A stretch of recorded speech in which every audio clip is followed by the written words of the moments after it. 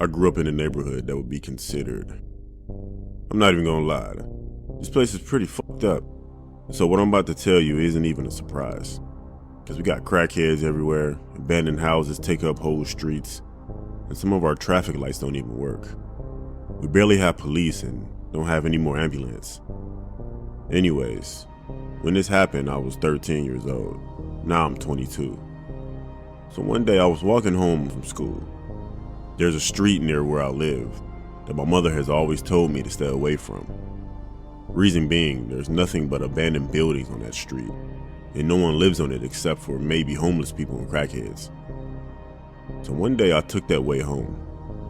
I remember thinking how eerie the street was. Literally, no one was on this street except for me, until I made it to the middle of the street. As I'm walking, I kept looking at my phone. Then I looked to my left. Then I looked back at my phone, but then I looked back immediately because I saw a man standing in the doorway of an abandoned apartment building. I stopped immediately and made eye contact with the guy, and I nodded my head at him. But he didn't react, he just stared at me. Then I just took off running. So the next day, I took the same way home, but my friend was with me. He was the same age as me, but he looked older. But when we were walking, he said he had to use the bathroom, and he stopped to go pee on the side of a vacant house, and he told me that he'll catch up. So I kept walking, and seriously, out of nowhere, the guy that I saw yesterday in the doorway of that abandoned building hopped out from behind a tall bush. He said, "Hey, what's good? I remember you from yesterday. Can you help me with something real quick?" As he said that, he took a few steps toward where he needed help while motioning me with his hand to come with him. Then he started to walk back. As he's walking back, he's talking to me, and he said, "Don't you respect your elders?"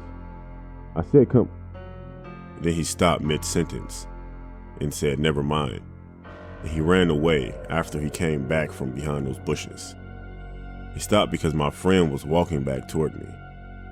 My friend asked me if I was okay, and I said yeah. But that wasn't my last time seeing that man. So one night I was sitting in my backyard close to my porch, and I was watching this open field where this house used to be next to my house. I had the back light off, so you wouldn't even notice me if you look back there. I could see two people in the field. I could see them, but they couldn't see me because it was nighttime and my lights were off. I was watching these people until they disappeared in the shadows at the far end of the field. Then I heard weird noises. Then what looked like someone being carried.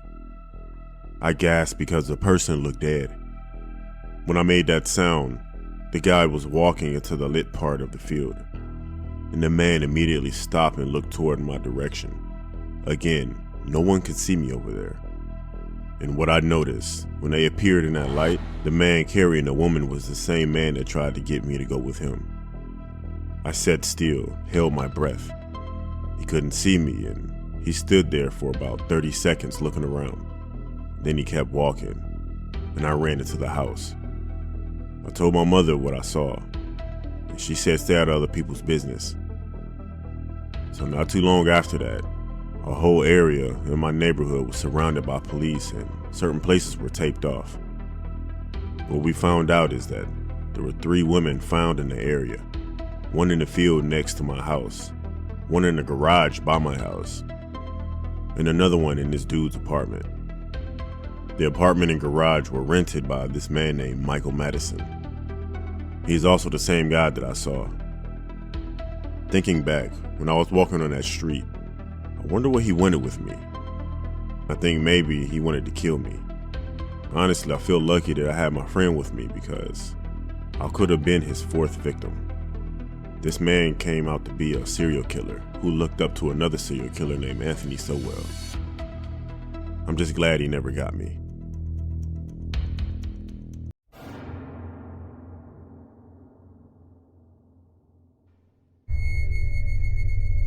My name is Jack, and right now I'm 26 years old. This happened when I was 15. My mom was out of town at the time, and my dad had let me and a couple of friends to come over and watch the World Cup start in 2010.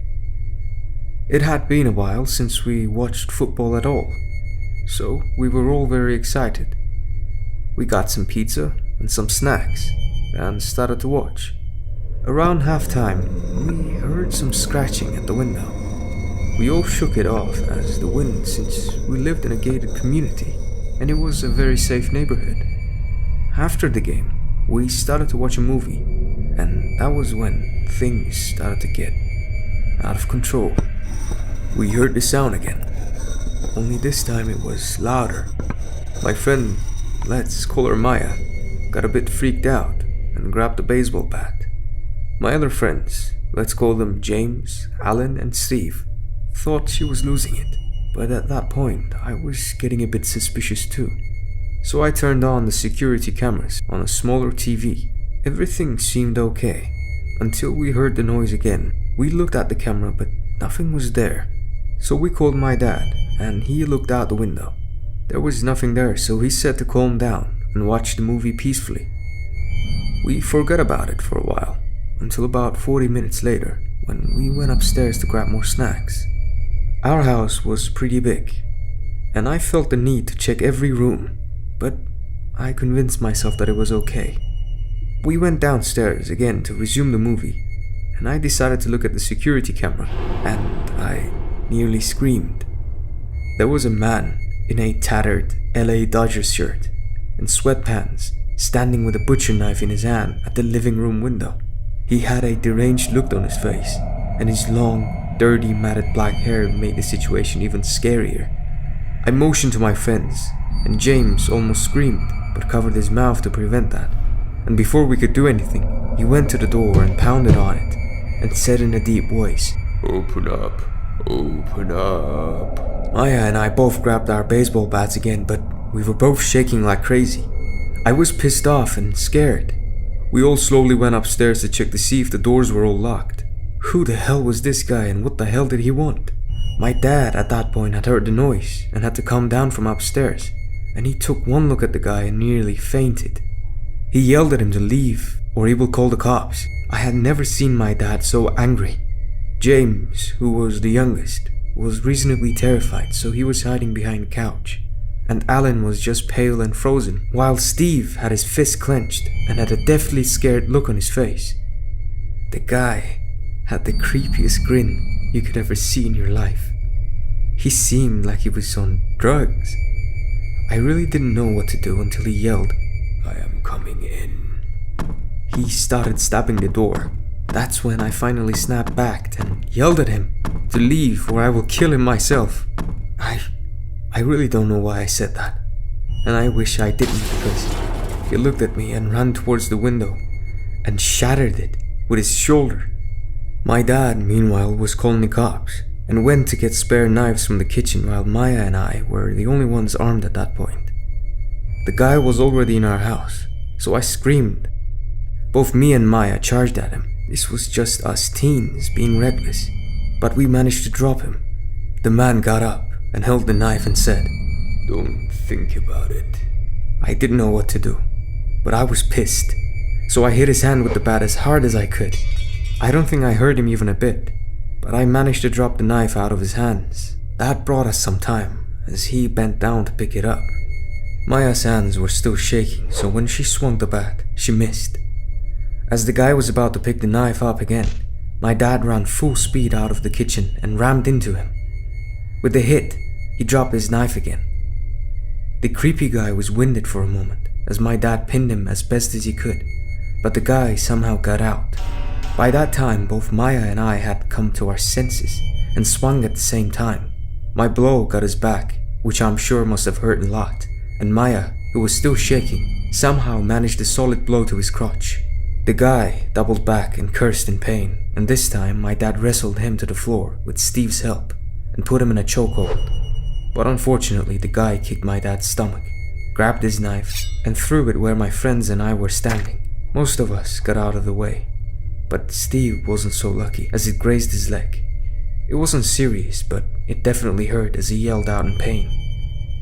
At this point, the guy was running at us again, but this time, he wasn't as lucky. He had only faced one or two of us at the time, and he escaped because of our pure shock to the situation. I got him first and punched him in the throat. Steve got there next and kicked him in the shin. And finally my dad and Alan wrestled him to the floor and finally subdued him. Steve was understandably pissed and kicking the guy while he was pinned down.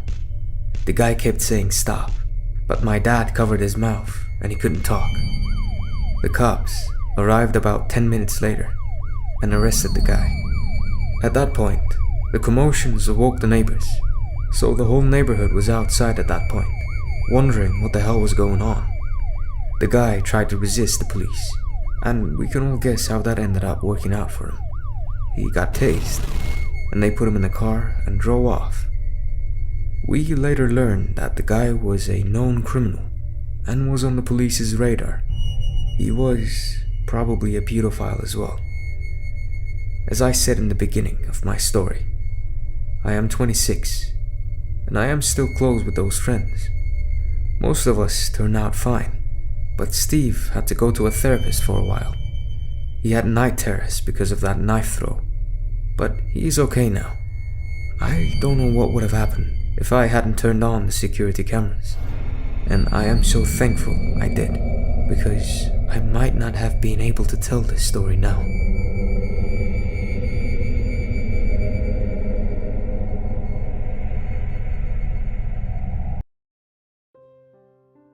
My name is Amelie. I live in California, and this happened when I was 13 years old, last Christmas. My family decided to celebrate Christmas at my Aunt Jennifer's house, and as always, my cousins would come. I'm the oldest cousin, which means I must take responsibility all the time. But I'm fine with it. I love all of them. My grandfather always dresses up as Santa Claus for Christmas and hands out all of the gifts. This Christmas was no different.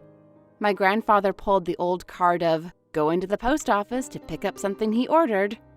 Instead, he snuck through the back door and quickly changed into the Santa costume. I was just playing with my cousins when everyone heard a loud knock on the door. "Ho, ho, ho! Are there any nice children?" a deep voice asked. And so my cousins, in excitement, opened the door to see no other than Santa Claus. But the beard my grandfather used to wear felt very real when I hugged him. His costume also felt very dirty, not like the soft and gentle costume that my grandfather used to wear each Christmas. And so it was time for Santa to leave the house after he had handed out all of the gifts. We all said our goodbyes, and he left shortly after. We waited a few minutes, but Grandpa wasn't coming back from the closet upstairs. My other aunt, Helena, became curious and decided to sneak upstairs and check on him. And so, she opened the closet doors to find my grandfather lying dead on the floor with the Santa costume on. We took him to the hospital, and apparently he had died from an unsurvivable heart attack. But there was another thing. When they examined him, they found out that he had died around 8:34, but Santa came at 9:25. Then who was our Santa? Who did me and my family welcome into our house? And most importantly, that still haunts me until this day, how did he know my family's names?